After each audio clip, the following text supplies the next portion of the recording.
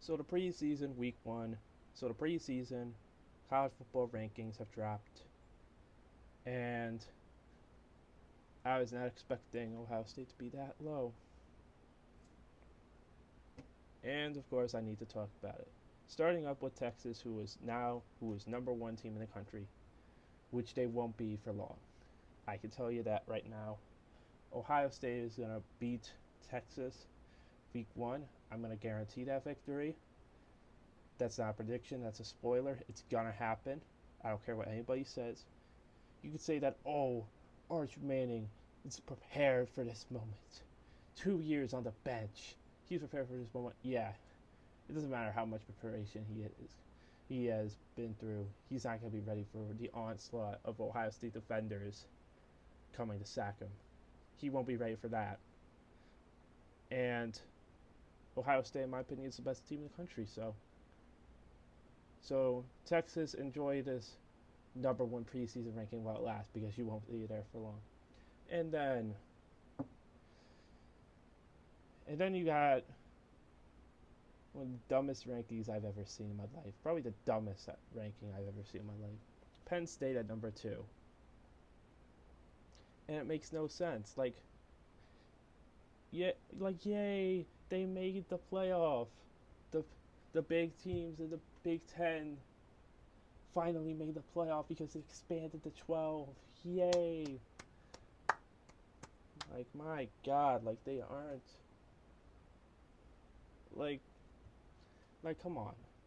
First of all, I don't know if them hiring our former defensive coordinator makes them think that they're hot stuff, or their roster being stacked and loaded.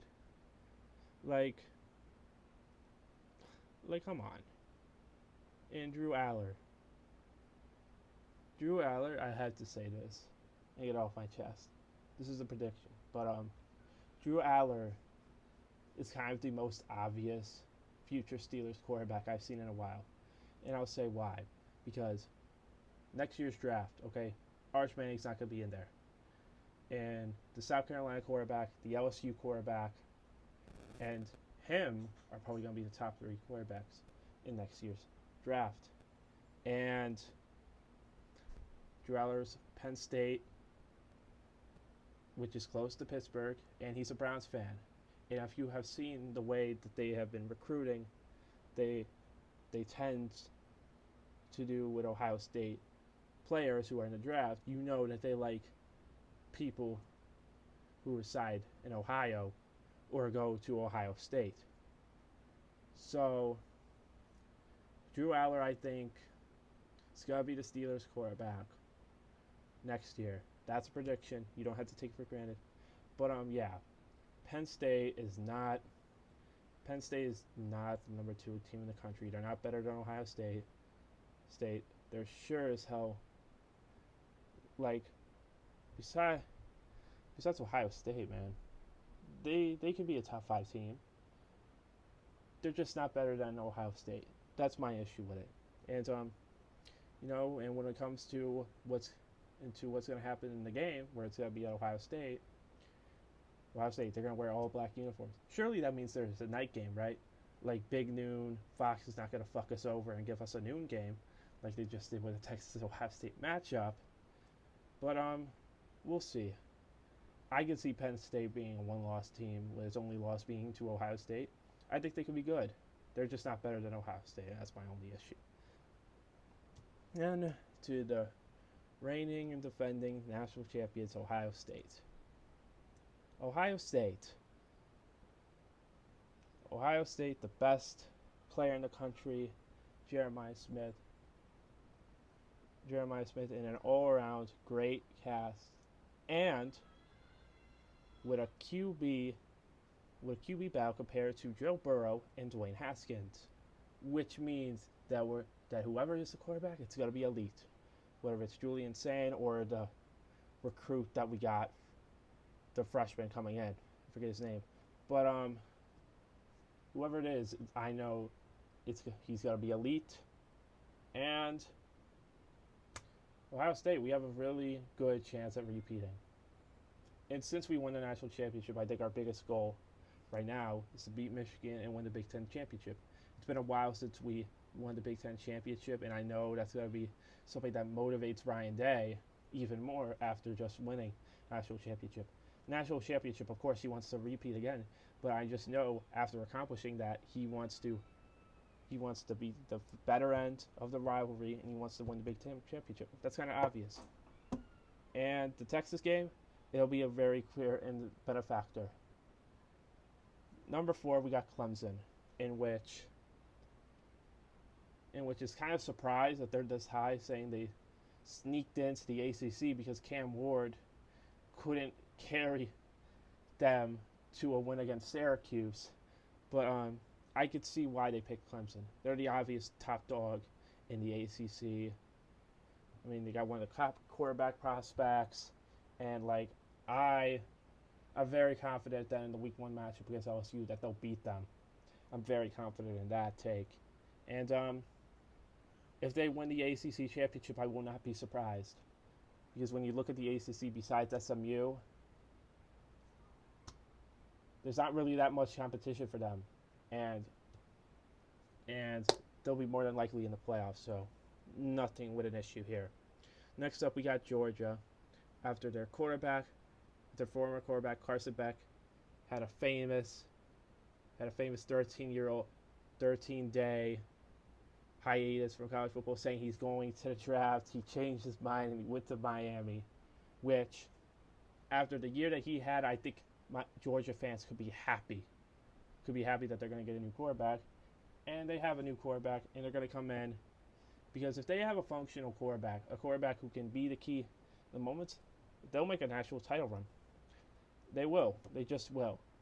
They are, of course, one of the top teams in college football. The top team in the SEC. And, it'll be exciting to see where they go this season. And number 6, Notre Dame, the worst part about college football, the Dallas Cowboys of college football. And I'll explain why, and maybe I have to do a later video about it, but I'll explain why. It's because they are independent in the great year 2025. And now you may be saying, but Army and Navy, they're independent still. The thing is that they're not. They're not independent. So Army and Navy actually joined conferences, while Notre Dame had that little stint in the ACC because they needed to actually play games. And then out of the year after that, they pussied out. Do you see the problem here? They are independent. They are choosing their opponents. They're paying them loads and loads of money. If you remember how much they paid Northern Illinois, and then them just getting proceeded their ass get beaten by them, then they pay off their opponents to play them. And I know people are going to be like, oh, but that's what everybody does. And everybody does kind of do that. The thing is, Notre Dame does it a lot. They do it a lot. To the point where it's annoying when they get a top spot. You just hope that they lose, just so you don't have to see them in a playoff and be mediocre. That is the problem with Notre Dame. And that's the problem with college football as a whole. Independent teams, there should be a rule out there that you cannot be independent. There just shouldn't be. And number 7, Oregon. They're going to have a new quarterback. They're top of the recruiting class. I won't be surprised when they do well. Question is, could they beat Penn State away in a night game? That's their biggest question, and that's pretty much their only tough game. Besides that, it should be smooth sailing for them. And we will more than likely see them in the Big Ten championship game. Number 8, Alabama. Not a shocker here. Not at all. Alabama in the top 10, that's not surprising whatsoever. We'll see where they can go from here. Number 9, LSU. LSU is at a spot where Brian Kelly is not really doing it much for me. And I don't see them beating Clemson. We'll see where they can go from here, but I can see them making it to the playoff as a 1 or 2 loss team. But again, we'll see. We'll see. Number 10, Miami. Miami, let me tell you, Carson Beck, he sucks. He sucks. He was terrible in Georgia, okay? Specifically last year. Like, he sucked. Like, he sucks. I mean, okay, here's the thing. Let me explain why it's such a bad move. Because if you watch Miami football games, if you watch most of them, you would realize that Cam Ward was the reason why Miami almost got to the playoff in the first place. He carried them on his back. On his back, literally. He carried them on his back. He was the best player on that team, undoubtedly. That's why he was a top prospect, because he was fighting for his life out there. He was fighting to keep the team in the chances. And meanwhile, you got Carson Beck here, who's on a great team, who is like mediocre. And last year, he was mostly bad. When he was on a great team, he was bad. The faults relied on him. The faults were on him. And now he goes to a team that last year was carried by a quarterback. Do you now see the main issue here? He's going to a team that was carried by their quarterback last year. And, like, he is a guy who relies on his team. Last year, when you looked at that team, Cam Ward was the person that they relied on. So now he's going to a team that relies on their quarterback most of the time.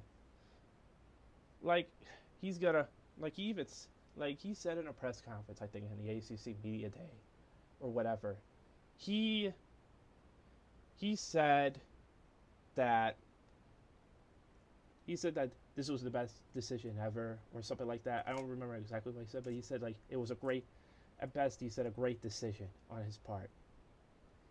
And number one, I think it's very clear on why that you don't watch football. Because, like, if you were watching football, or at least somewhat, you would realize that Cam Ward was fighting for his life when playing for Miami. You could realize that he was the backbone of that team. And you could realize that he carried the team. When you play football, you don't carry the team at all. You just rely on your teammates and whatnot. Like, I mean, he went to Miami 13 days after he said to the NFL draft. I think he realized that, yeah, it's not going to work out for me because you had a terrible year. And I mean terrible, terrible year. And, you know, Miami popped up and was like, we'll give you $4.3 million to be our next quarterback because we don't have anybody. So clearly Miami is dumb as hell too.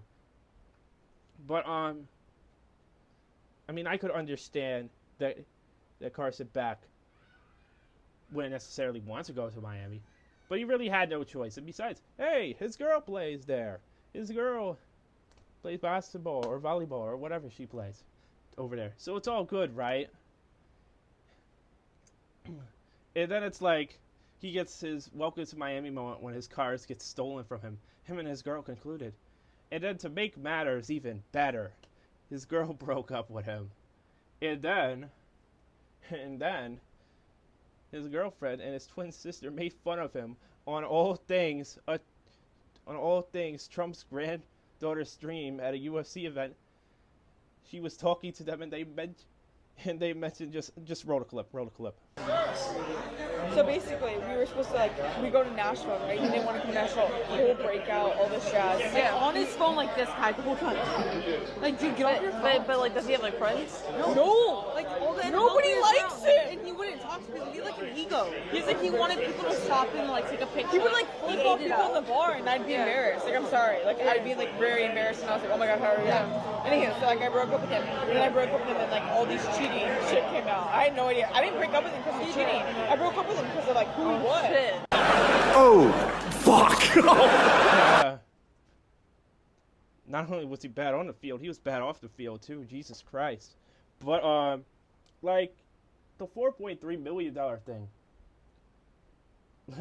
that happening, and all this other stuff happening. Like, the NIL money was such a joke. Even Lane Kiffin made a joke about it. Down in Miami, what's Carson Beck? 4.3. 4.3 million. I think my biggest year was 6. He's a college kid. So, like, you bring up the comparison of what they're doing. They're really getting NFL money. Miami gave him $4.3 million? That's what the evaluation says. Hey, Did they watch this game against us? You don't have to be great, Coach. Hey, Lane. Like, the man is the laughing stock of college football. And this is probably the worst downgrade at quarterback that I've seen in a long time. Probably ever. Now, you could say, like, Tristan, stop. Tristan, stop. Come on now. Carson Beck can play football. Carson Beck can be good. I'm sorry, but, like, Cam Ward could carry the team on his back. Carson Beck couldn't. He just couldn't. And, you know, he made it to prove to you guys, to show you guys that he really is not a team guy. He's just more of himself guy. He said, and I quote, "Last year there were just times where I just tried to press too much. I tried to be Superman and save the day. That's not what we need. I just need to be myself." Yes, you need to be a guy who relies on your teammates when you are the most important position on the team. Do you not realize that? When a game is in your hands, guess what you do? You fuck up. You fuck up. And that's on you. That's on you. And you're kinda acknowledging this. But the thing is, when you're on a team that's gonna rely on you to make moments, you are going to need to be that savior.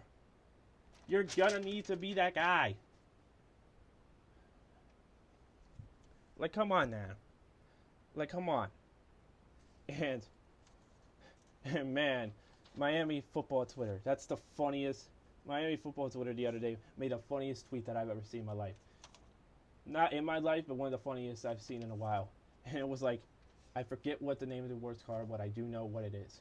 It's like, he is a prospect to win the outstanding award. Ah, yes. Outstanding. Outstanding for what? From the Gap Band? He'd probably look his highlight reel of all his missteps with that song playing would go platinum. But yeah, I just need to rant because the guy sucks. And yeah, man, he's the most Browns pick of all time. But back here, 11 Arizona State. No surprise here. They're the top team in the Big 12. No surprise here. The coach is really good. They have a solid squad. Yeah, no surprise. Number 12, Illinois. No surprise here. They have built up a solid rapport for their team. You know, no complaints here. No surprises here. 13, South Carolina. They have one of the top QB prospects in college football. They have a really good head coach. They have a really good squad. The question is, could they make a run, or could they make a run and not just be a 7-5, 8-4, 9-3 team? Could they actually make a run to the playoff? That's the question that we'll figure out today. 14, Michigan is kind of crazy, saying they went 7-5 last year. I could understand the hype for a new prospect and whatnot, but in my unbiased opinion, he won't be good. But 15, Florida, their quarterback, I believe his name is DJ Latham. Correct me if I'm saying it wrong. I think he's good. Question is like South Carolina, could they be more than just a 7-5, 8-4, 9-3 team? Could they get over the hump that they've long wanted for? 16, SMU, lost to Clemson in the ACC championship game. They're the second most solid team in the ACC. They're definitely behind Clemson, and they could be good. I see them as the second best team in the ACC, but we'll see. 17, Kansas State. They could be good. They could be good, or they could just be a team that's there. 18, Oklahoma is kind of crazy, saying that they were literally 7-5 or 6-6, whatever they were.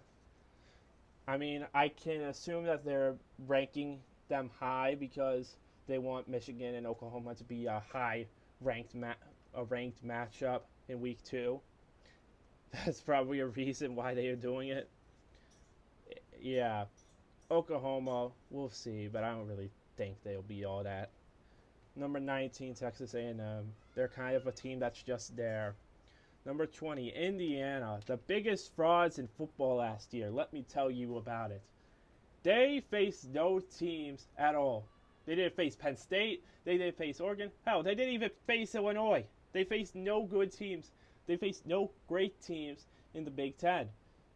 They all just beat up the little kids. And when they finally got the big kid, which was Ohio State, guess what?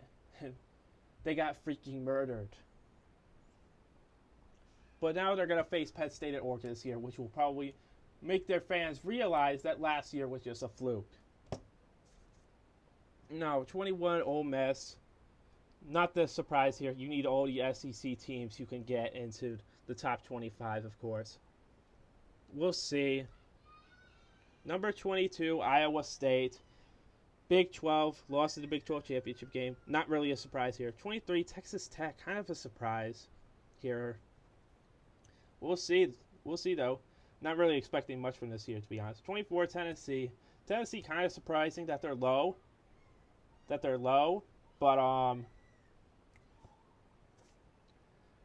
yeah, we'll see.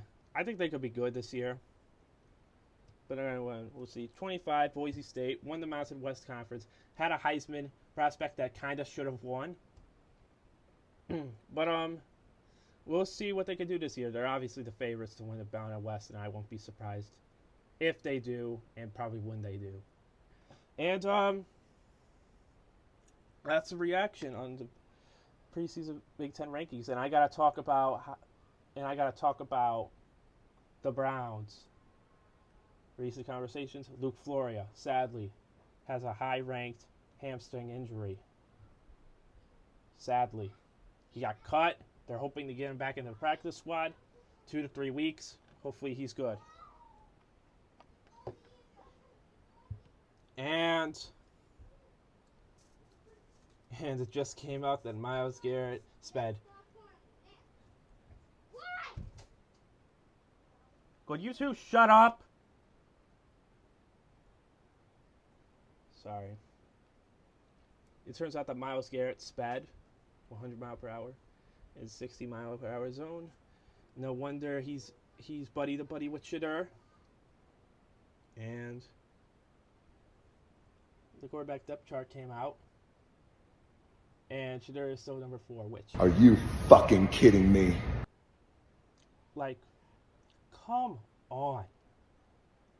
Like, are you racist, Jimmy Haslam? Did Deshaun Watson make you not trust another African American to be your top quarterback? I'm just wondering. What does he have to do to get up higher in the depth chart? I guess he's gonna have to have like 4 touchdowns and an all perfect rating to get that. But yeah, that's it. Bye.